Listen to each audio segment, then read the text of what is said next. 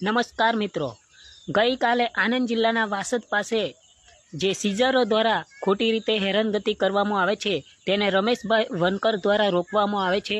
અને ગઈકાલે જે સીઝરો દ્વારા એક રમેશભાઈ વનકર સાથે પૃથ્વીરાજ સોલંકી ઉપર જીવલેણ હુમલો કરવામાં આવ્યો છે અને ખૂબ ગંભીર ઘટના બની છે। એમને અત્યારે દવાખાનામાં દાખલ છે। તમે આ વિડીયો પણ જોઈ શકો છો, વિડીયો મેં મૂકેલી છે અને આ વિડીયોમાં ફોટો મૂકેલો છે।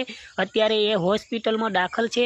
ખરેખર આ બહુ ખૂબ જ દુઃખદ ઘટના કહેવાય। એક સામાજિક કાર્યકર પર જીવલેણ હુમલો કરવામાં આવે છે અને ખરેખર જે સીઝરો દ્વારા આ કરવામાં આવ્યું છે તે બહુ જ ખોટું કહેવાય છે।